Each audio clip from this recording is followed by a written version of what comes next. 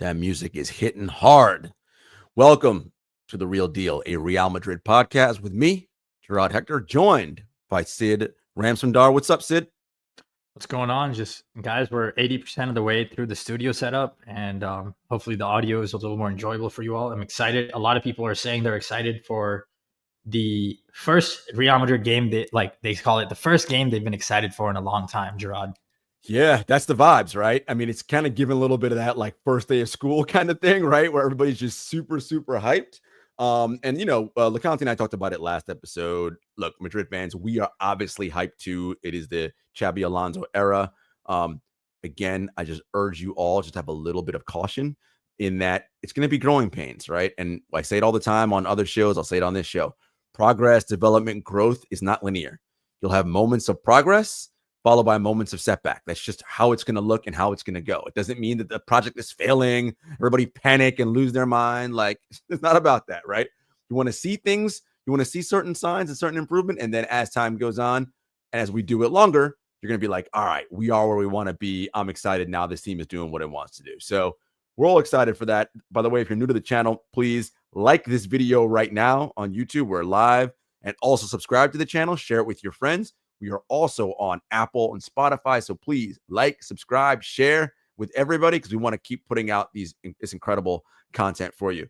So Sid, the Club World Cup is here. Now, to be fair, this is a competition that I think both you and I were not excited about, mainly because there's just too much football on the calendar and these guys need a break, right? Keep in mind, we have the FIFA World Cup next summer, right? So it's literally another situation where these guys are playing for, in essence, 12 straight months, if not longer, if you count Euros last year and Copa America. So it's almost 2 straight years of football without a break. Which, yeah, no. Go ahead. For a body, not ideal. Not ideal at all. Yeah, I think all the excitement I have for the tournament comes from ignoring like how it would feel if I was a player.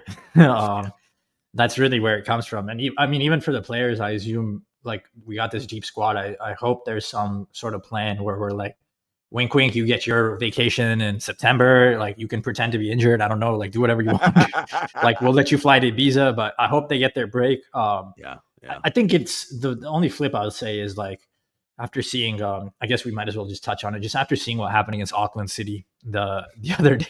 Jesus.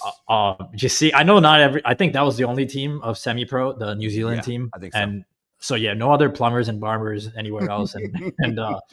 And like, I don't know, like remote sales consultants like on the pitch. I don't know what they got out there.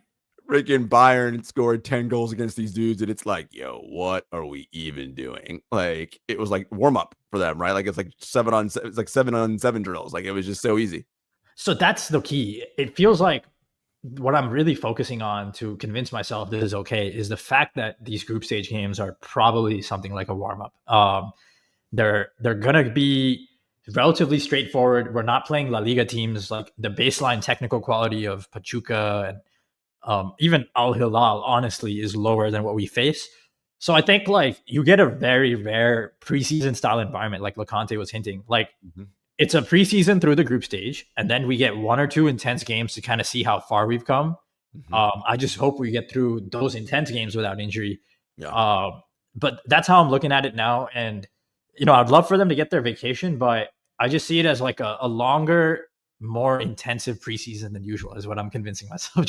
Listen, we got to do something, right? Because you and I know that it's just bad, right? From a body standpoint, we know it's bad. So we're trying to trick ourselves into be like, well, here's how it can be good, right?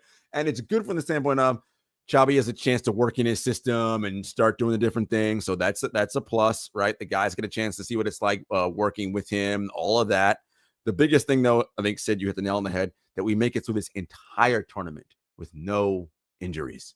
Please, not only no injuries, but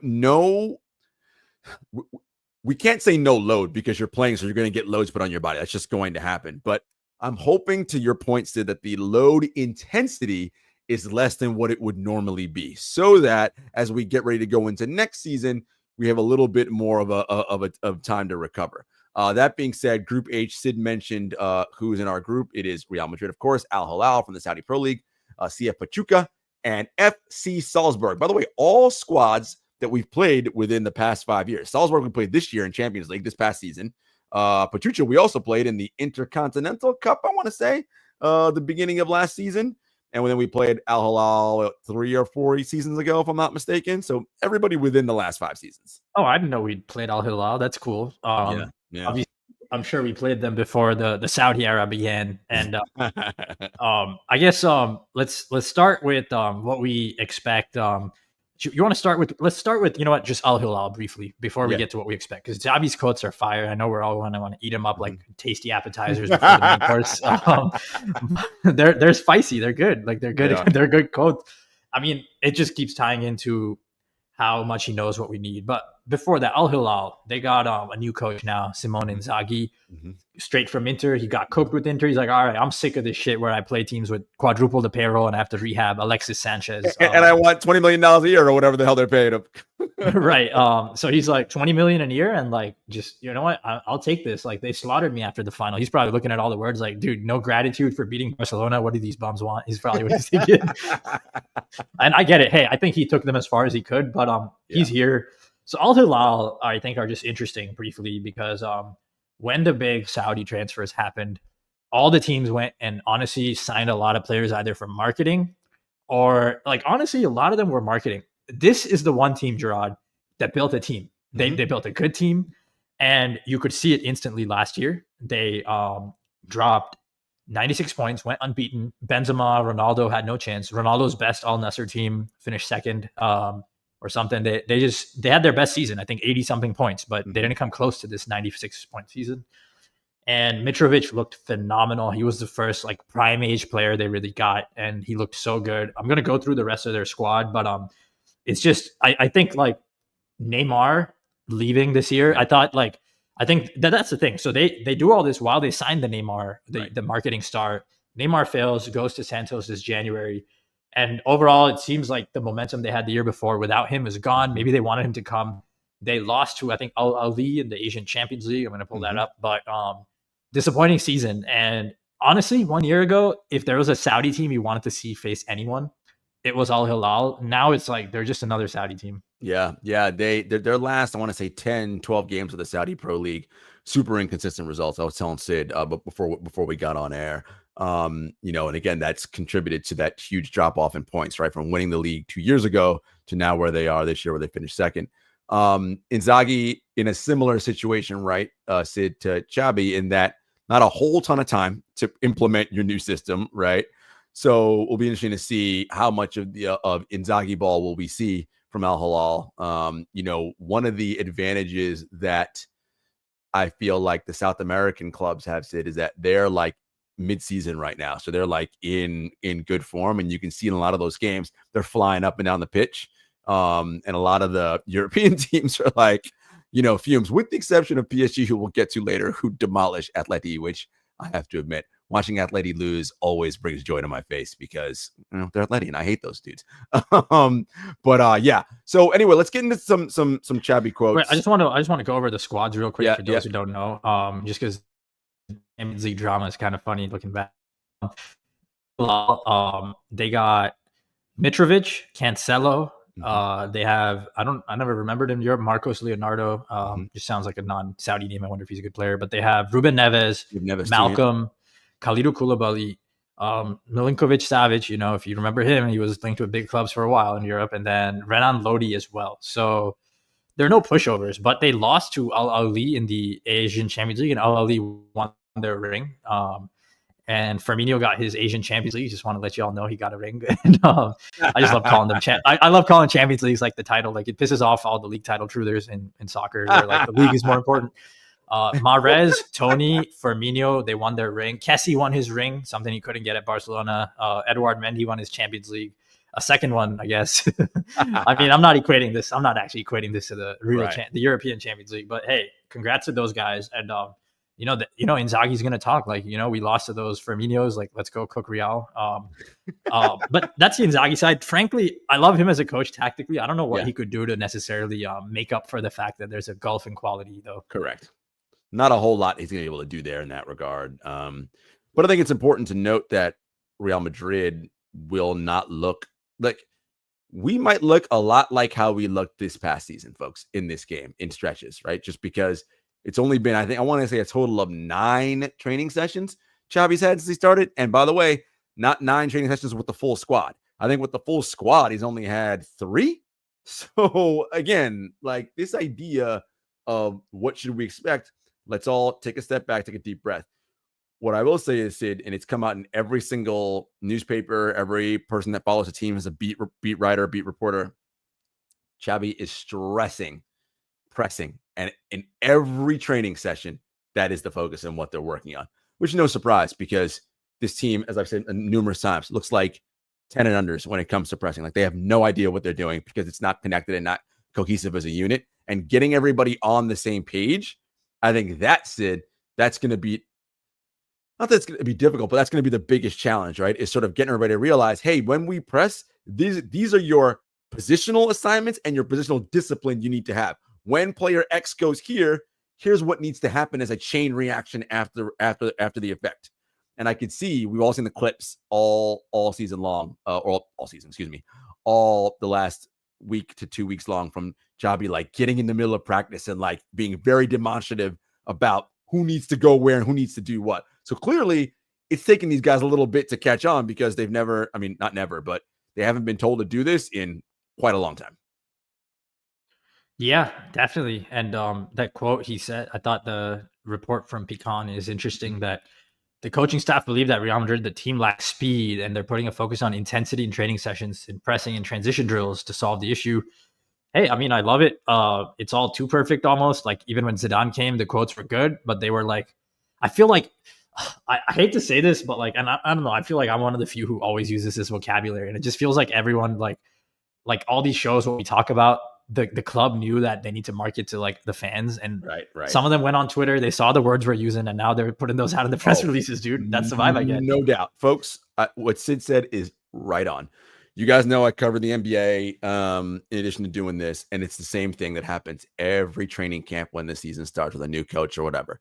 We're going to play faster. They all say, and I promise you, how many of them actually play differently? None. They all play the way they used to play. Like that's just the reality of what happens. Now, I'm not saying that's going to happen to Madrid because I do think that the players do want to play a different style, and I do think Xavi's going to get them to play a different style. But to Sid's point, he is correct in that they're leaking all the right things because that's what the fans want to hear, right? So we're going to hear that. Will we see it? Again, not necessarily right away in that first game. I think we're going to see it in parts where people, this is like the beginning of what we think a good press will look like. And it'll break down a bunch of times because they're not. It's like everything else, guys. Like the first time you do something, you're horrible at it. The 10th time, you're a little bit better. The 100th time, you're a little bit better. The 1000th time, right? Like it's just the more you do it, the better you get at it. So that's what we're going to see. We're going to see growing pains. We're going to see guys get better. I think the biggest thing, Sid, I was joking in our Real Deal chat about, Xavi stressing intensity, badge, speed. How much time do you think like Mbappe is saying to him, like, Coach, you're asking for a lot of work without the ball, man. Like you're asking me to work really hard without the ball. I don't know about that. So I think the growing pains are two-pronged. And the first one is like the first growing pain is when you ask this many guys to go press, it's like, how do they deal with how much energy they're expending? Your minute 30 is going to feel a lot different when you're pressing than minute 30 when you're not. And then, how much energy do you have for finishing the actions? And really, you need to just get used to it. You need to get used to the fact that when you guys got the ball, you've been running a little bit to try and win it back. You're closer to goal. And when you don't have the ball, you just have to get used to like kind of leaving it out on the floor. And that's not easy. But I would say the second growing pain is the one where I'm expecting to see a lot of, which is which every pressing team does. When your press breaks, and not only that, it's when you're so eager and you're successful pressing early on, your press might break twice a game. You might just be like, damn, why would I think twice about closing down high up the pitch? But there's like a balance the team finds, all great pressing teams, where you start by winning every ball and then you have to dial it back just 3-4% so that you're not giving up super easy chances. Those are the two big. So I'm expecting some stupid goals to be conceded. And maybe guys to look a little tired if they actually execute the defensive game plan. No, I think, Sid, you hit the nail on the head. You're going to see that at first, that all that excitement and the energy to go do the thing. This will not be a great pressing team right away. Matter of fact, I'll go as far as say we won't be a great pressing team this season. Now, I said the word great, right? We will not be a great pressing team this season. We'll be better than we've been in the past. We won't be great. The greatness comes from the subtleties and nuances of how to Sid's point, okay, let's dial it back 2% right here. Let's just change my body position and my angle just enough right here so we're not giving up those stupid goals, right? And those breakaway chances, right? 3v2, 2v1 on the other end because we took a bad angle, whatever, right? Those things, it takes time. To use a basketball analogy, it's an old school offense, but Jordan and Kobe all talked about the triangle, right? Early in their triangle career, like they got it, but late, they really got it, right? They really understood the subtleties of it. These things take time. Like you're not going to get it all right away, right? So these are things we're talking about, or that over time. Then you when to wave fill off. Then you when to wave fill off. They would be like, bro, I'm going ISO. Hell out of here. Nah, I'm just going to go cook this dude right now. Like, no, that was just a joke. That was just my pet peeve with the triangle. I always tell people, hey, like the triangle was like a first 3/4 thing, bro. Like go watch the game. I mean, it for sure. Michael for sure broke off the triangle early. Kobe would break off the triangle all Kobe the time. broke it off first quarter. Like, yeah, I mean, he's just like, I'm just going freaking Kobe mode because that's just, I don't know how to do anything else. But point being, right, is that systems work, but they have to be fine-tuned. And it's when your knowledge of the system gets to PhD level and as a unit, not just you individually, where one guy knows how it works perfectly. All 11 have to know, or all 10 really. Here's how exactly we want it, right? And then we're all in symbiosis. To use another example, Sid, what makes Oklahoma City and Indiana so good on the defensive side of the floor is they are on a string, right? When they force a player to one side of the floor, right, the help immediately comes from the blind side. So the player now who has the ball is in no man's land. They're trapped, right? Like, because unless they're super skilled, they just get an awesome shot off, which you can sometimes, right? Because these are the best offensive players in the world. But the way that works is because everyone rotates so fast on a string, right? And it's brilliant. It's the same idea when we're talking about pressing, right? It can't just be one or two dudes doing it right, and then everybody else behind is a little bit off. My space is a little, because if that's missing, well, there's your gap up the middle now for the wide open pass, and now we're in a disadvantage on the other end, right? And so again, all that's going to take time. Yeah, and I think I'm honestly not even sure if I expect, like, the quotes are all fire as we've talked about, but as far as like the reality, I don't know if I expect us to actually end up a high pressing team.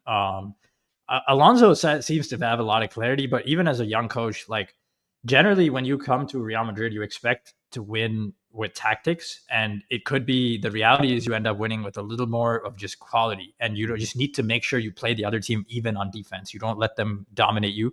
Mm-hmm. So we are going to get better every game, and we are going to realize that idea. But whether that idea is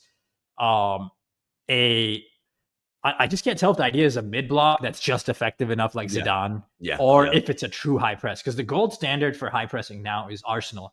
Mm-hmm. I really don't think Kylian or Vinny ever end up at the point where we're looking like Arsenal on defense. They don't need to. They only need to while we play Arsenal. Oh, that's it. Like they don't need to in any other game. That one game, the whole Pintus method, whatever. Like just that one game. And again, we did that when we won against Carlo and under Carlo, but we want to see that guaranteed every year. Under Carlo, it was a coin toss. Like, hey, is this an year where there's enough health and like enough things are going right that maybe you also get one or two tactics right and everything works out? Right. And so I'm hoping the baseline is good defensively, but like the gold standard for a superstar team, I always say that presses Jarod, is Luis Enrique's first Barcelona, the Messi, Neymar, Suarez, low PPDA. I don't know if we're Enrique's Barcelona with that like record PPDA, like 7 passes allowed per defensive action, or are we more of a second spell Zidane team with better offense where elite mid block games might be boring? I'm cool with it either way. And the other thing I'll only say is, I know you said growing pains, but if we choose to become that Enrique team, Jarod, this is going to be the best year. You don't, year one of the new coach is the best year for a high pressing team. It never gets easier to implement it. It never gets better. You just get more, lose your legs over years trying to do it. And if we are going that Enrique route, Jarod, this is going to be the best year. If we're going mid block, we're just bad. We've seen that, you have longevity, you don't get tired. But yeah, just wanted to add that. So I don't know which way we're going. I think you might see a little bit of both. I don't think we're going to be like a one thing all the time. What I'm reading from Xabi, what he's saying is we're going to do different things based on who our opponent is and what I think our best tactical game plan is for this particular team. So yeah, in that Arsenal game that you mentioned, if we see them, yeah, we're going to have to do that higher line, high press, right? Like we're going to do that. But against, I don't know, Barcelona, it might be slightly different, right? Against Chelsea or against Atletico, it might be different, right? Like I think he's going to play. And that's going to be, I think, our advantage is that when you are scouting us, you're going to be like, well, damn, which Madrid are we going to see? Are they going to play mid-block tight against us? Are they going to come up? I don't know, right? And I think that's what you want. You want the opponent to have to prepare for 5 different versions of you, because if they do, then they're not going to be good because they didn't spend enough time on the version you're actually going to use, right? It's this idea of multitasking. Everyone loves to say multitask. Well, the reality is that like human beings don't multitask well, right? Like our brains are too slow. You just can't, right? Like so if you have 7 different options you have to plan for, you're going to plan for them all fine, but you're not going to plan for that one as well as you should. And that's the one we're going to unleash on you. And that's the one that's going to hurt you because you just haven't drilled it enough, right? Because you haven't done the repetition enough in the week leading up to the big match, right? And so I think, again, we're going to be versatile. And I think that's why Xabi's looking for, keep mentioning speed, right? Like we need, which I do think we have in terms of just flatline speedsters, right? Like obviously, Vinny and Mbappe are fast, are super fast, right? That's like one category. Fede's fast, Jude's fast, Camavinga's fast, right? Like we have speed. Asensio's got pace. Like we have speed, right? Like it exists. It's just a matter of getting more of it and getting it into the right places that we want to use it. Which brings me to, by the way, shout out to everybody in the chat. We'd love to see you guys here. Adityan K, we will get to your question momentarily because we did watch Carreras yesterday and we have exciting things to say about that. I always want to go through some more Xabi quotes really quick, Sid. He talked about Jude, which of course everybody wants to know what's Jude's best role, where's he going to play. So Xabi said he has the ability to cover wide areas, but he has to start in the right position. He has the spirit of a midfielder, loves to create, has the ability to reach his goal. We've talked about the starting position, but he's very dynamic. What that says to me again, Sid, is versatility. Now, he will have a certain amount of structure and discipline behind him. I think that's why it was important that Xabi said he must start in the right position. So I think it's going to be important that, yes, positionally, he starts at whatever Xabi thinks the right position is. I don't know, but he's going to start in that right spot. And then from there, he's going to have some freedom and flexibility. But I think that's the biggest key for me, Sid, is that our midfield, I think Xabi will unlock our midfield to a whole level because we talk about it all the time. I think talent-wise, just on straight pure talent, we have arguably the best midfield in the world, like as a unit. And I think he can unlock that with the right positional approach. Yeah, I think like we were saying, the expectations for this season on an earlier show, I want Jude to stop defending the wing completely. Like, because you end up there because you're defending the wing. So when we get the ball back, you're on the wing. Like it's pretty straightforward, and you're defending the wing because all the mishaps across the team, which we've talked about up front. I would love to see him for sure through the middle. And I think on that note for expectations, I think if there's an area, like I just go back to Zidane a little because he had the same outlook of where the risk reward was with a club of this stature and a team, like where the risk 80-20 lies in making the team better. It's not. And in that sense, I think, we err on the side of being boring. I don't know how to say it. Like win the ball, keep it in the final third, take your time figuring out how you're going to break the block. I'd rather us play a lot of the game that way and conserve energy than anything else. And I think the press will be decent. I think our technical quality, especially in the group stage, is so much better than these other teams. So a lot of it will be, what do we do in the final third? And the truth is, these teams might not be good enough for us to even learn much in the final third. We might just walk over them in the final third. But as we go, just tactically, I think that's going to be the biggest growing pain. Even beyond the defense is going to be hard. But like, I think executing on defense is just a matter of coaching, like consistently. I think like when the coach is taking that cognitive load off the players and drilling them, where it's like, hey, I don't need you to remember 50,000 things and read and react. It's like, we worked on these things in training.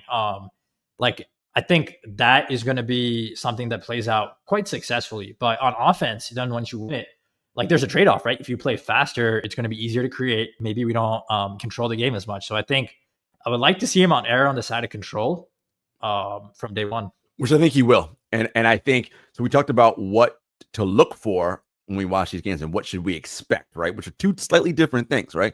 We should look for, I see Xabi trying to implement a press here. I see us trying to win the ball back here. oh, I see us playing with a little bit more combination play here, right? Those are things we should be looking for. Oh, I see Jude is in this position here, right? He's much more central than he is on. Those are things we should look for to see how are we lining up, right? And how are we doing approaching different phases of the game. To what we should expect, again, that goes back to the versatility. That goes back to seeing things change over time. That goes back to growing pains, all the various things we talked about. One other person I think is interesting, Sid, is Rodrigo, for lack of a better term, a polarizing player within the fan base. And I think we're all in agreement here at The Real Deal that we think it's likely he gets moved before the end of the transfer window to a big Premier League club, especially if they're gonna give us over $100 million. I can't imagine we keep him. But Xabi said, quote unquote, all the right things. So he was asked about Rodrigo at the end of the season and how he didn't really play much. He didn't go to the national team of Brazil. So Xabi says, I can say up to a point. I know what happened, that at the end of the season wasn't easy for him. He took some time off, which was good for him to reset his mind. We've spoken since day one, and I see him eager to enjoy his quality. I have the belief, Sid, that it's an opportunity potentially for the club to audition him on left wing and have him have a good showing, especially in these group stage matches where, wow, everybody's like, so the whole world is buzzing. Oh my God, Real Madrid will be stupid to get rid of Rodrigo. Look at this guy. He's awesome. Yeah. Keep driving that sell price up. And then Arsenal or Man City or whoever, Tottenham, I don't care, comes in and they're like, bro, we'll give you $150 million for Rodrigo. I'll drive him to the airport. Thank you very much. That's what I think is likely going to happen. I mean, he said, I can say up to a point. He just gave it away. Like, what do you mean up to a point, buddy? Like, I mean, I wouldn't even say that if I were you, man. Your PR training failed there. You gave it away. But yeah, I think it's an open secret. And I think it's an open secret Arsenal want him. And I think it's probably down to fee. Yeah, I totally agree. Get him some minutes, tack a few million onto that transfer fee and say goodbye, bring in Budimir with that money.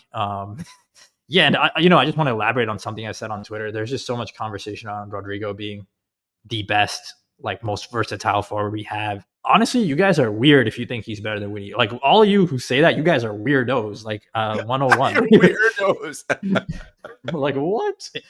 It's just like the part of the sports culture where like, why are you watching sports if you want to watch it and take away Rodrigo is better than Vinny? Like, what are you doing in this community, bro? Like, it's like what? Like, I have eyes. To be fair, Rodrigo is supremely talented. None of us deny that he's a talented player. The problem is that his best spot is on the left-hand side, and he is not better than Vinny. Right? That's just, and he is not good enough on the right to make enough of a difference because he's not really fast enough to be that touchline winger who can take guys on one-on-one on dribble. Honestly, Sid, it's a little too easy to dispossess him from the ball at times. Like, I think. Okay, because he's not fast, so he can't actually beat his man. And I think that's where even on the left, dude, he's not close to Vinny. We're not winning anything. Like, he's good stand in when the other team's so scared of Vinny. They're like, oh, crap, what is this guy, Rodrigo? And where's Vinny now? Like, yes, when Vinny's playing up front. Listen, what Rodrigo achieved in that Champions League run was incredible. Because it was incredible because he played off Vinny. He played in the team concept. He frankly was more dangerous than Jude at that point in the season offensively. Mm-hmm. And so he ended up being our number 2 option, arguably, and down the stretch on a Champions League winning team. I take that very seriously when you're like the second most productive and important forward on a team like that. And Jude was the second most important or most joint most that season. But yeah, like the Man City goal was phenomenal. The Bayern tie, Vinny gets loose because Rodrigo's also taking gravity up. But with that being said, I was just going through the stats, man. Like Di Maria 13-14 playing in midfield outproduced this guy. Like, oh my God, I'm looking at that. I'm like, not only that, Di Maria is like outproduced him almost every year, like of his career. And I think like if you're looking at, and I was really angry when we sold him because that's who I'd be upset. I think that's the perfect example. They're acting like we're losing Di Maria. Dude, right. He can't play midfield with our front three. We did not just win a Champions League with him being man of the match by dribbling on the right wing and crossing it to Mbappe like Di Maria. Di Maria was the man of the match, out of position, in position, inside, outside. Right. 2014, 2022 World Cup final, it don't matter. He delivers, And I think there's too much conditionality with Rodrigo. I mean, again, like 0.85 goals plus assists per 90 as a midfielder. Rodrigo is not there as a forward, guys. Right. Like, you need to start thinking. And I think the standard of what we're used to here has fallen. Like, it's a lot of fans who didn't watch the three-peat Jarod who are like, see him as indispensable. Dude, like, honestly, we've had like 10 guys more productive. James was more productive. Like a lot of guys are more productive per 90 than him. And up till now, he was willing to play his role and take on the more limited thing. As soon as you want that more expanded role, it's going to be tough. But yeah. I mean, Sid hit the nail on the head. In 2 years as an undisputed starter for this club, it's been 2, right? Or 3? It's third year, not undisputed. This year he wasn't undisputed, but like the 2 years before this, he was playing a lot with Benzema hurt and stuff. He has not distinguished himself as to his point. What is it? 0.7, 0.6 something. He's in the 0.6s every year, and this year he was like outperforming his XG to stay there. But like, it's not like he's going above that when he's getting more chances. That's the problem for a forward at this club. That is not good enough. Like, it just isn't. Like, I don't know what to say. It's just not good enough. And I'm going to talk about Mr. Franco Mastantuono later. Who, listen, I saw some things today that I was like, I don't think I've ever seen Rodrigo do this on the right side. So we'll get to that in a minute. But yeah, so anyway, that's some great stuff from Xabi and his quotes. Look, as Sid and I said, it's all gravy. Everybody's excited. This is, saying all the right things. We will see as time goes on. He also said, we know what we are, we know what we want, and we know how we want to play. And that's what we're working on building. So I think he's also setting expectations, right? Xabi has in his mind what peak version of this squad looks like. It's clear in his mind. We don't know, but in his mind, very clear. The question is, when will we get there? And what are the process and the steps we're taking to get there? And by the way, guys, I think Xabi, and I used the JJ analogy last episode talking about the Conte, he's a process-oriented guy. And to him, it isn't about the destination. It's about the process and getting there and the journey. Like, Xabi lives for this kind of shit. Like JJ, like they love breaking down tape, and like these guys are psychos. Like, they're literal psychos about this stuff.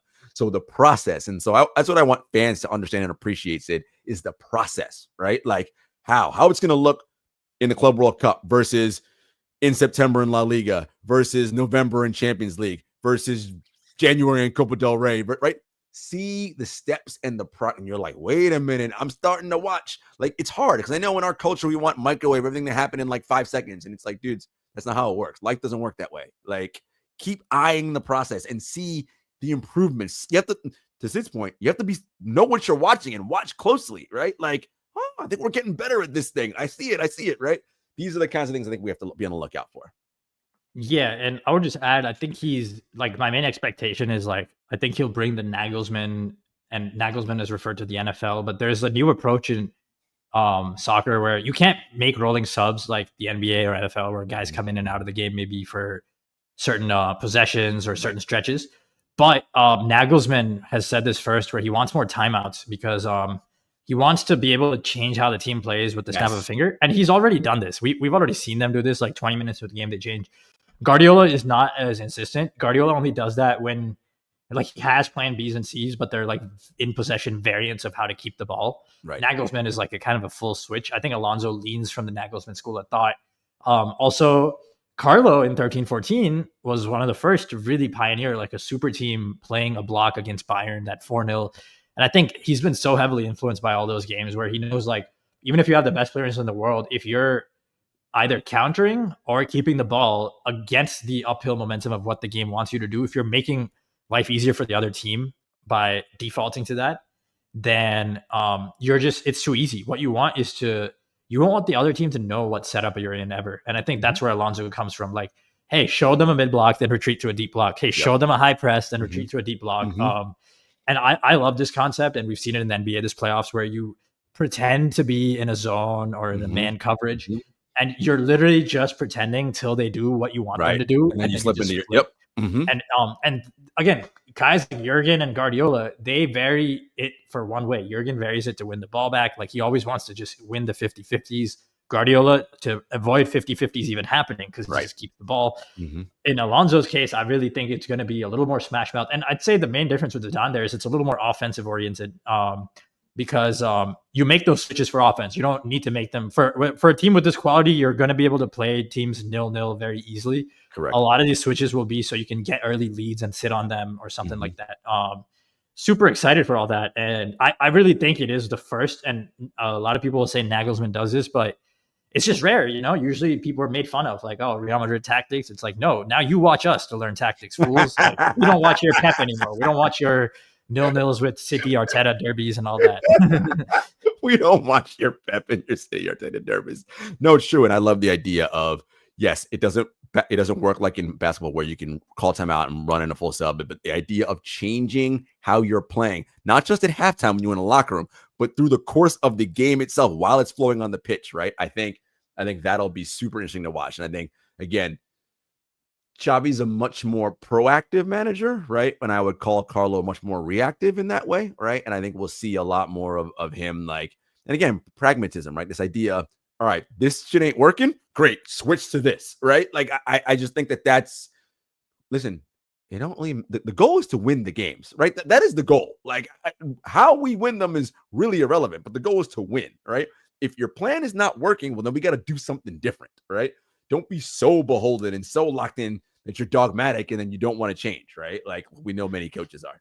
It's just, I think where this is interesting is it's like it requires a lot of understanding of human behavior, because it's really hard to program more than like one or two settings into a team, like because they're gonna need factory settings to default to when the game's on the line. Yep. And that's where Alonso and Nagelsmann interesting, because there aren't really two ways to play. There are like and the best analogy I use is FIFA. FIFA used to have an option where they introduced it, where you could suddenly, if you switch to attacking, you weren't just becoming more attacking. They let you actually change the tactic. So your balanced mode could be a deep block. Your attacking mode could be a press. And if I really wanted to beat someone, I would have 5 modes ready so that I could flip whatever. I would see what they're doing to start. It's like, oh, I'd have 5 different ones. And it wasn't about attacking or defensive. It's like 5 different flavors. It's really hard to tweak your flavor a tiny bit in game without everybody being on the exact same page. Correct. That is where, and you need to know your players' limits. You need to know, hey, do I have like the vanilla and chocolate flavor ready, or should I just tell them to stick with strawberry this game because it's not ready yet? And like, also like over time, Xavi will have to learn his own confidence levels of like, I thought I taught them this flavor, but they don't have it yet. And I think that's actually, in my opinion, 99% of what we'll see is him just learning from his own assumptions. Like, can the default flavor be a high press, or does it have to be a mid block? And how well have I taught them these other flavors, stuff like that. And also just making the right read, even when you have all the options. Correct. Like actually getting the read right every time is hard. So all that is going to be super fun.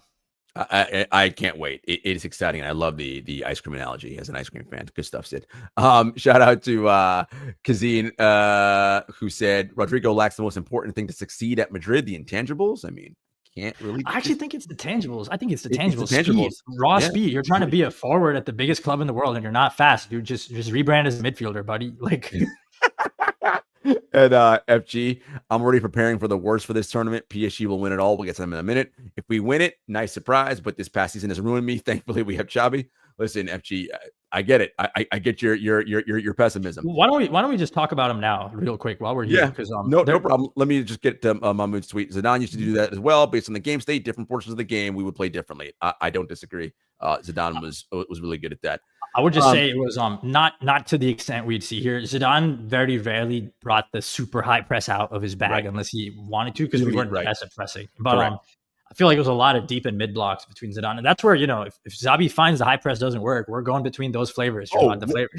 If the strawberry, which is we call strawberry the high press, if the strawberry ain't hitting, he's gonna be like, dump that shit. You going back to vanilla and chocolate, because he'll just know. Like, he'll understand the team's makeup and their mental load capacity, and he'll be like, you don't get how to make strawberry, fine, you know how to make vanilla and chocolate, let's stick to vanilla and chocolate. But listen, whatever works. All right, let's talk about PSG. As I said, so brilliant how they dismantled Atleti for nothing. Atleti tears are always among my favorite things to watch. I really enjoyed that. Look, we have sung the praises of Luis Enrique and his PSG squad this season. I think one of the reasons why, Sid, that they're going to be tough to beat in this this tournament is also because of what we talked about that helped them win the Champions League, which is their overall cumulative low minute load. That's why they ran ruckshot over Inter. Yes, they're also very good and better than Inter, but they destroyed them because Inter's guys all had 3,000 plus minutes, and I think the highest ranking person on PSG had like 2,300. Like, so I mean, just the body load, right? They're just fresher, right? It's what I said to Sid. We're talking about something basketball wise, and one of the main reasons Indiana and Oklahoma City are in the finals right now, beyond being the two best teams in the league, they delivered their players to the most important part of the season, the freshest and the healthiest. Period. End of story. That's what PSG did. Their guys were fresher and healthier than everybody else playing Champions League ball. That's why they won, right? And so in this tournament, they're going to have a leg up over the European clubs for sure, because all the European clubs are dead, right, from their season. We'll see about the South American side, because, those guys are midseason right now, as I mentioned, so they're kind of in form. But the technical quality may just be too high on PSG. I don't know. What do you think? I mean, I agree. And that's also why I'm really not, I think Man City are cooked, even with their new signings. It's like, you guys really don't need this tournament after the season you guys just had. It's like not good. You need a break. Your whole team needed the break. I mean, maybe it helps them embed their young new signings. They do have a lot of pieces, a lot of new pieces. But yeah, I think PSG are just, I don't know. There's just this like team that's in the middle of a good era feeling to them. And you just got to give them credit. Enrique's talking a big game. He's like, we're the favorites. We better win this thing. And I'm like, yeah, bro. Like all your guys get paid, like all your guys get paid more than they would elsewhere to hang out and order Uber Eats every other week, and they're fresh and just been waiting for this all year. Like I get it. Uber Eats every other week. Dude, Usman's ordering Uber Eats every other week, dude. Like he played 19 League 90s, and this was the guy with the Ballon d'Or campaign. But hey, it's a luxury like no other, Jarod. Let them. They spent 15 years working to this.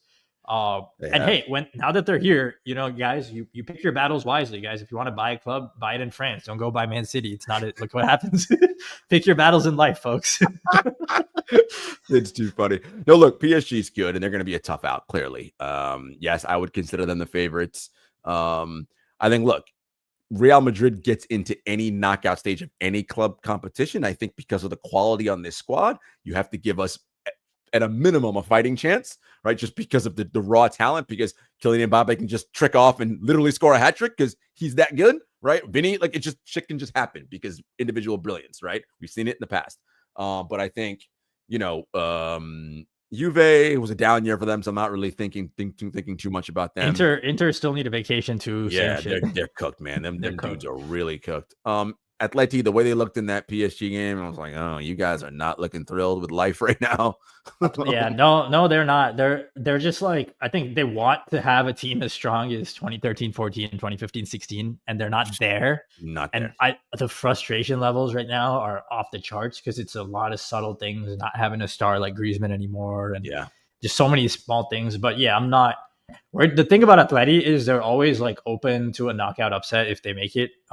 They're just very hard to play in a one-off game. And the way Simeone is he's weird. He's weird too. Like he'll like work them hard in preseason. He won't care about La Liga. He'll work them hard this season, and then he'll work hard in the game against us, and he'll rotate them against Barcelona. But I love it.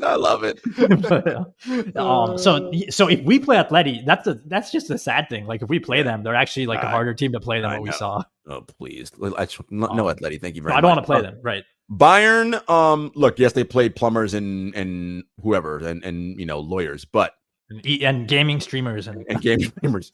But Bayern had a good season this year, and they're going to be a tough out when they get to the knockout round. That's a big European giant to be wary of. So let's not lose our minds here.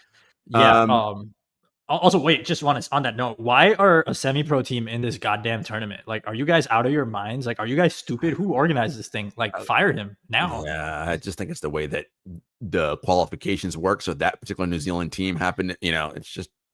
Listen. Are you going to any games, Jarod? I heard they're all like $5, like cheaper than an In-N-Out burger now. Well, the Real Madrid games aren't, that's for sure. Yeah, everybody else's games are $5. Real Madrid games, from what I see, are selling out and are not $5. No, because we're literally, it's so funny. I'm like, yeah, it can all be cheap, but not to be Mbappe. Like we literally have too many stars and superstars on this team. It's so hard. Yeah, none of those games are cheap. Yeah, if you look at the stands, all that they were giving away tickets to the Inter Miami opener on Saturday. So yeah, those games, sure, you'll get some cheap stuff, but Real Madrid, no chance. I already looked on like the secondary ticket market. I'm like, get the hell out of here. I'm not paying that kind of money. So yeah, it's funny. We're carrying this tournament now. It's listen, we're carrying it. Well, not us, but the few big teams. Right, the big European clubs. I want to talk about Carrera, Sid. Really quick, Redshift. What we really need are three players: a tall striker, a Toni Kroos type midfielder, and a solid left back. So we're gonna talk about left back right now in Carreras. We do need a heading profile number 9. I think the club will address that. Again, the transfer window does not close until September or whatever when it reopens next week. So I think the club will address that. We actually discussed this in one of our earlier episodes. You guys should go back and look at that. There's no Tony Cruz type. That doesn't exist.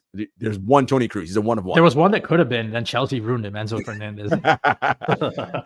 But Sid and I talked about how between Trent, Dean, and our various, we will be able to replicate a Tony Cruz type of buildup in what we do. Right. So we'll never replace. There's no. We're not getting Tony Cruz reincarnate. Not happening. But I think with the players and the profiles that we have, we're going to be able to replicate somewhat of what Tony was able to do. So this is what I did when I watched Benfica play. Who did they play? Benfica played. Boca Juniors. Boca. Yeah, the other team from Argentina. One of Argentina's great clubs. I watched Carreras, and I said, if Fran, and it's bad to do this, but this is the way I did it in my head. Okay, if Fran and Mendy were in similar positions with us, what would they do in this scenario? And I was like, oh God. So, and it makes it sound like I'm shitting on Fran and Fran, and I'm not.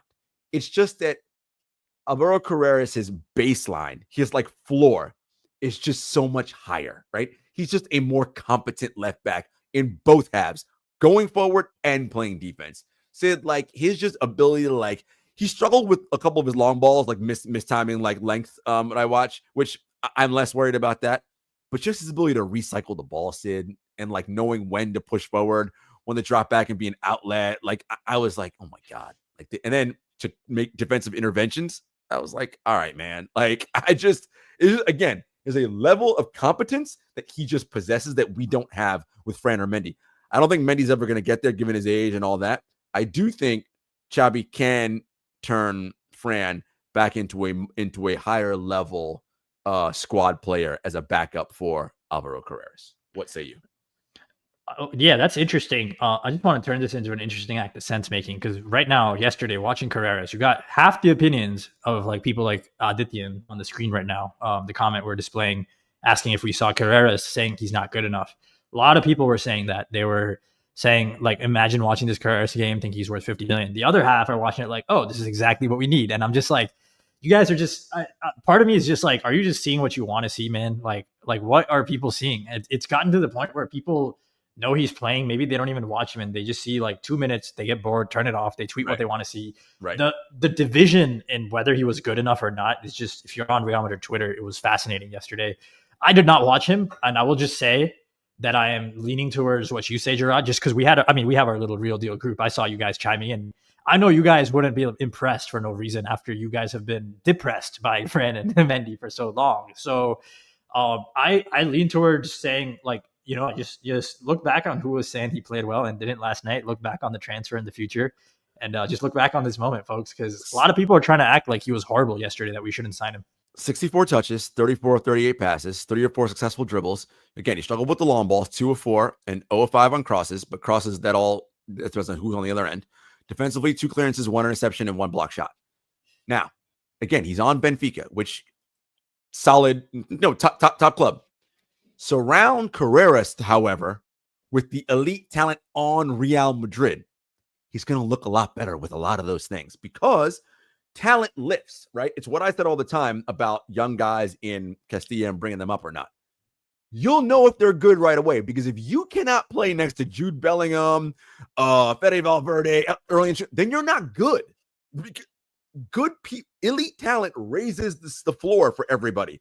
And if you can't play with those guys, then I know you're not any good, because they're the best of the best. So I think you surround Carreras with our kind of players, as Gokaya here says, that he's going to look better, because great players, rising tides lift all ships, right? Again, we're not asking to be Marcelo. I think that's what a lot of people are saying, because that's why they want Miles Lewis Skelly. Yeah, I'd like Miles Lewis Skelly too. 19, whatever. You know how much money it's going to cost to get him? And I don't think we need that. Honestly, we just need a left back who can advance forward and have different options, crossing, be an outlet, right? We don't need an Carreras left back. Guys, Carreras is our.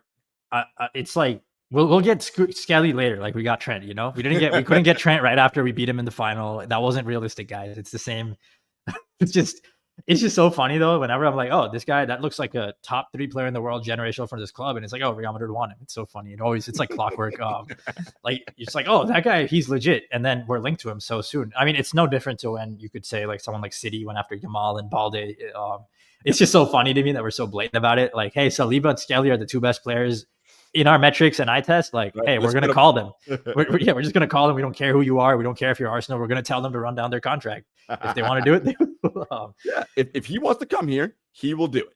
And he will run down his contract. He won't sign an extension. And we'll get him in 2 years or whenever his deal is up. But again, I think Carreras is exactly what we need. And I think also on playing the opposite flank of Trent, who is going to be pushing forward a lot, right? And being a big part of our build-up play. Because I think in a lot of situations, we're going to end up being, not that we line up this way, so to start the matches this way, but we're going to end up 3 at the back sometimes in many scenarios. And I think it's fine to have Carreras back there next to Rudiger and whomever else drops back into that third spot. Yeah. No, he looks like he can play left center back as well as left back. Like he has the distribution on the feet without dribbling. And then when he dribbles, he's not trying to go advance it too far. He's just trying to escape the press. So those 2 qualities are key. Carvajal brings a lot of those same qualities and deep build up while also being able to overlap. But again, Carvajal is the best or joint best right back since 2010. Like him, Dani Alves, Trent, like we're talking the 3 best.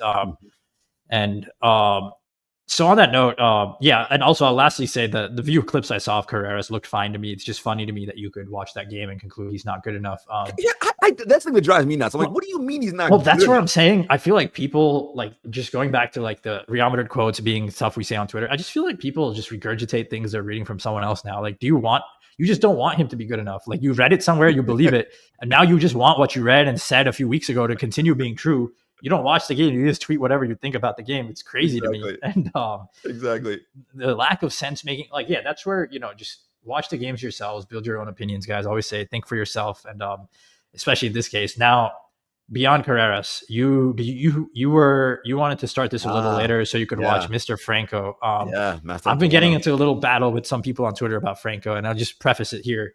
Everyone's calling him some Arda Güler and like, how's Endrick going to play? How's Arda going to play? How's Nico Paz going to play? I'm like, dude, like, how's Trent going to play? Like, you might as well ask, like, Trent, he's going to compete with Trent too, right? Or what about like Huijsen? How's Huijsen going to get minutes? Like, right. I get it. I get they're all like these left footers they're talking about, but Güler's a midfielder. I thought the discourse is loud, and then it seems like some percentage of people missed it, and they're like, "Oh, Güler or Franco," which okay, we'll skip that one. But Güler's a midfielder, guys. Franco's a winger. Correct. 2, Endrick doesn't dribble, guys. I don't know what you want. Like he's a forward who kind of likes finishing. 3, Nico Paz is a midfielder, guys. Right. Oh, it's not even that. Franco, like, have you not seen wingers from Argentina who cut in from the right, who like creating and dribbling? Like, he's literally the youngest player to start for Argentina since the last one who did that. There are wingers who are so good, they have to play in the half space because you have to utilize their playmaking. Franco is a protagonist. He takes the reins. He's like, give me the ball. If he was a midfielder, he wouldn't average 5 take-ons a game. He averages 5 take-ons a game by far. Like, I've seen that. Everyone's seen that chart. It's on the Twitter. Where he averages more take-ons than anyone. You are not taking on guys in the 10 space, my guy. If he's going to keep doing that, either we're changing him as a player to what he is now, or he's a right winger. That's where it stands. And we don't want to change him, right? Like that. So. And this is what I meant when I watched him today. First of all, he was involved in River's first goal. So he was carrying the ball up from deep. By the way, I like the fact that he does drop deep to get the ball sometimes. He's carrying it up the right side. Then he took it in, right? Cut inwards towards the middle of the pitch, and then sent the ball. He switched play to oh God, I forget the back on that side. And the back just sent the cross in for a header. I was like, that is what I like. By the way, Mr. Rodrigo ain't really in his bag. Rodrigo is not. That's the thing for this so-called combination player. He's not a high volume passer, and that's like the biggest, toughest profile. That's the toughest profile to fit in. Like the guy who's good at a lot of things, but not good at creation or like playmaking or great finishing. Like who's just kind of middling in all those areas. Yeah, and also like. I mean, I don't care. Just watch one highlight clip. When's the last time our players outstretched their left foot on the right wing to like keep a ball in on the right wing, on the right touch line? Like they're not even there because they can't even make that run. They're all too busy cutting in way before. And I don't care if it happened a little inverted in the box, that one touch I saw. I've seen enough to know he's a right winger. I think it's just kind of disgraceful. Like, how many people are you guys not watching this team? Like I Listen, just, and I know it's been years since we had a right winger, but it's like nobody watched the 3P, dude. We used to have Bale like tearing it up oh that my flank. God, Asensio, crushing. and when Bale was like hurt and like coming back from injury, Asensio was doing it. And we used to have ruthless standards for how the guy on the right wing would go up and down. Di Maria. And now it's like, hey, like keep Rodrigo. He's the only right winger in the squad. I'm like, what, dude? He's a 0.2 goals and assists on the right. Like, Yeah, listen, and your point about Franco being a protagonist, Sid. I don't know how many take-ons he did in that match. I was like, Jesus, he's relentless in that way, and we'll like go 1v3. I don't give a shit. I'm like, listen, there's some moxie about that I like, right? He's only 17, so physically he has more room to grow and fill out. Like, I just think like he's going to be tough to dispossess when he gets out there. I love that he cuts in, right? And he will tuck in sometimes, even like he won't just stand on the touchline the whole time, right? Like he will tuck in, invert, right? I'll get the ball here. I'll drop deep, I mentioned. Now, that's all the good. Some of the bad. When he loses the ball, taking on 1-on-3, or when they get out of possession, he will sometimes have a chance to like pout and like put his head down and drop his hands to the side while the play is continuing on and running past him. Right now, he is 17, so I'm going to give him some grace on that. Now, that is a problem, as we know, that happens from two other people in the front of our team right now. We can't have three dudes that do that. Okay, I will give credit to Killian. Killian stays involved in the play, and like because he's so good at the runs. But yeah, no, we've had that happen before. we can't have dudes that like, all right, now I'm mad, so I'm just going to stand here with my hands on my hips. I'm pissed, and now the ball's flying behind me. So he does have to get better at that. And and when we are out of possession and the other team has it, I did notice he was a little bit high up the pitch and not really involved too much defensively, right? And I think, again, I'm not asking him to be a world-class freaking like defender, but he's going to have to engage a little bit more on that end. The kid's 17 years old, so I'm not worried about that. Again, Xabi can mold him into whatever he's going to be. Again, physically, I think he definitely has room to grow. But folks, that left foot is lethal, right? Cutting in on that left foot, I'm like, oh man. I can just imagine the joy coming in on that side, what we can do. And again, now that's gravity that sucks that way. He has a gravity to him, right? So when he starts sucking people towards him, what do you think that's going to mean for the middle and the other side of the pitch? Good stuff happening, right? No more Vinny spamming 1v5. Vinny, go make something happen. Like, none of that anymore. Yeah, and he seems like a natural fit on the right. Like, none of our players, Nico, Goulart, they just don't do it on the right wing. They can't carry the flank. It's like defenders can press up on them because they're not like Franco's not going to create any gravity where he pushes the defenders back to their box because they know as soon as you get close to the like corner flag, you're cutting in. You don't want to play out wide. You don't want to go there. They know where you're going. People just comment Redshift asking if Franco's playmaking reminds me of Messi. Franco's positioning and profile at that age remind me of Messi. Now, as I say with him all, I'm going to be consistent. It's almost impossible to go from projecting like Messi to becoming Messi. It's Correct. it's even if you project that way, it's just what he did is crazy. Talk about his creation and like it's not even like peak season. It's like every season for like 10 years, his peak creation and goal scoring. It's fucking ridiculous. Yeah. Well, it's not it's goal scoring without needing to get on the end of the same quality chances as Ronaldo. While he's shooting 5 yards deeper, he's not tall, he's not heading the ball. He's shooting into tiny windows, and all the windows of shooting are created by his dribbling, which is honestly like Ronaldo was great. Other players' dribbling created some of the windows for him. Messi created the windows with his own dribbling, and with the fear of the pass, he would create windows out of nowhere. It's very special, and mainly. But the thing is, Franco plays in the same zones, I think, and that's where some people called him like Di Maria. They said like Goulart, Ozil, Franco, Di Maria. I like that comp a lot. Besides the fact that they're coming from the same country, but even just the profiles, I think Franco has potential. Even if his like playmaking doesn't become top 1 percentile, he's willing to let go of the ball. That's what we see with the playmaking. So he'll be good at actions. I think from what I've seen, I just feel like he is explosive. I feel like he will beat his man. Yes. Which is why I feel like he plays wide right. But yeah, I mean, I think he's faster than Rodrigo right now. Yeah, that's the thing I'm wondering when I'm seeing it. I'm like, I think you're faster than Rodrigo right now. So on that note, I actually think he fits our starting lineup better than Rodrigo already. I think he would play better next to Vinny, Killian, Jude in a 4-2-3-1. I genuinely think that he is an upgrade now. And like for me, the left-footed right winger was as important as the striker. You know, I really felt like going into a season without one would just kind of be like running our head against a wall and just banging it for no reason. Just get the profile that opens everything up for you. I'm hyped for him. I'm glad we beat PSG to him. That was a big, significant Yeah, statement huge. signing. Like at this time when they won, they could have got him. And it sounds like he literally said like, it sounds like he forced his agents to fix the relationship with our club and force his way here. Mhm. Listen, we love you already, buddy. Like Yep. we love you at the real deal. Franco is the real deal. That's what I call it. Well, we as a club, we want players who want to play at Real Madrid. And look, you know me, Sid. I am not one of these people that believes in fucking mystique and aura and all that bullshit. Like, I just don't. Like, whatever. Yes, this club has a storied history, but that isn't why we win, right? We don't beat a team in the 2026 Champions League final because of what we did in 2022 and 2020. That's not the reason why. We win because we're better than them. Okay. It isn't like, oh, they come and they're scared of like our history. They're not scared of our history. They're scared because the current team they're facing is good as shit and hard to beat. That's why we beat teams. But it takes a special kind of player to play for this club because you fuck up once or you don't deliver as promised. And it's curtains, man. The crowd's booing you. Spanish press is killing you every day and on TV, on radio. El Chicharito TV is going ham. Like, and some people can't handle that. Like, right? Like, that's the thing that some people cannot deal with. I will bring this up again because I thought it was good on him. And it's because I love him. I think he can be the best DM in the world. After the Bernabeu crowd booed and whistled the hell out of Tchouaméni, my man, from that point on, once he got back to his rightful position, which is DM, was the best DM in world football. Like, okay, so some people can handle that. Oh, they booed me? Okay, maybe they were right, whatever, but I'll show them my quality matters. Not everybody can handle that. And a player who wants to come here, who knows that is a possibility, that's the kind of people we want on this club.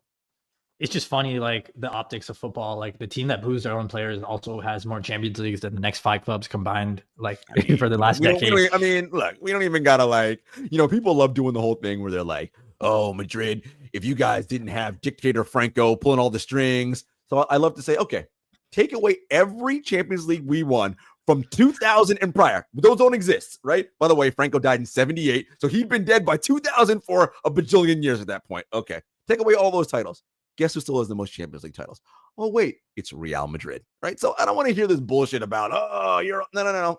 Listen, we beat you in the early iteration of this, the middle, and the late. It is what it is. Well, Liverpool fans were like enjoying the booing, Trent. I'm like, he'll enjoy it and the rings. I'm sure he won't have the disappointment of knowing that the team whose players boo them like just cooked you in the final as if it didn't matter. He'll have he won't have the shame of knowing that like every time he gets there, he's just a joke that loses to the same team.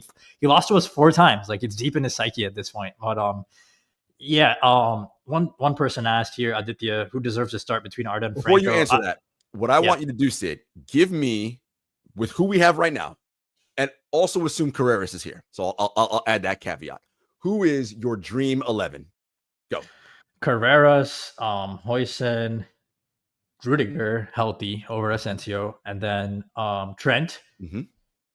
Thibaut, obviously, we didn't need to say it, but obviously Thibaut. And then it's going to be Vinny, Mbappe, Jude, and it's going to be Aurelian and Fede, and it's going to be Mr. Camavinga. And I think they're going to be, but here's the thing. I think we really are past the phase of Dream 11 needs to play 60 games a season or even 30.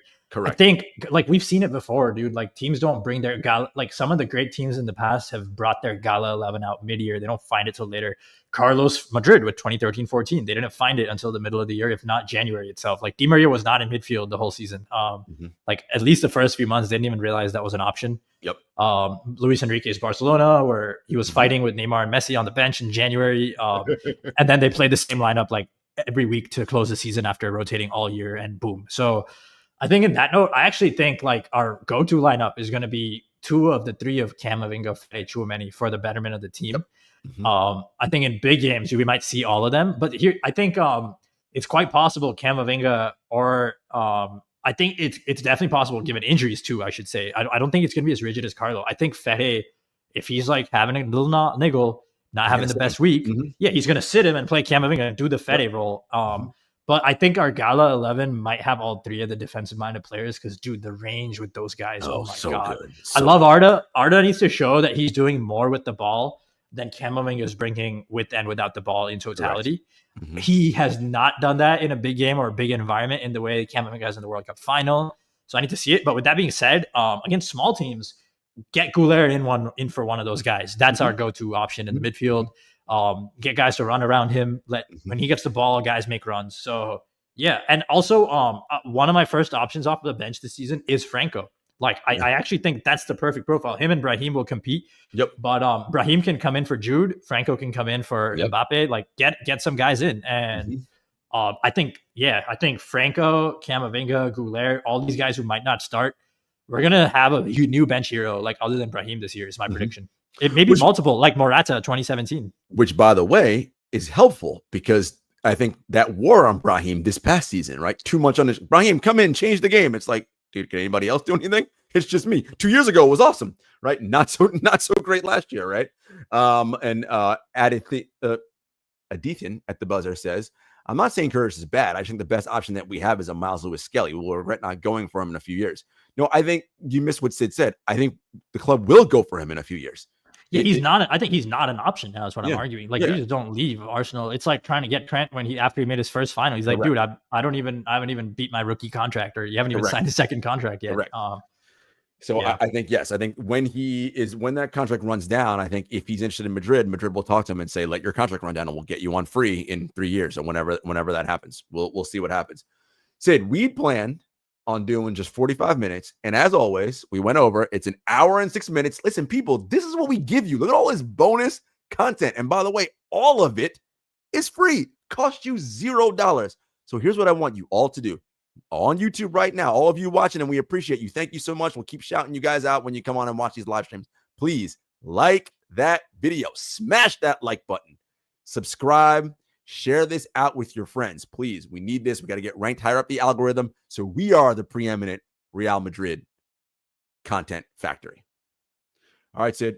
Tomorrow, Real Madrid play Al-Hilal in the first game. And I, and Lacante will be back post-game to break down the first match in the Xabi Alonso era.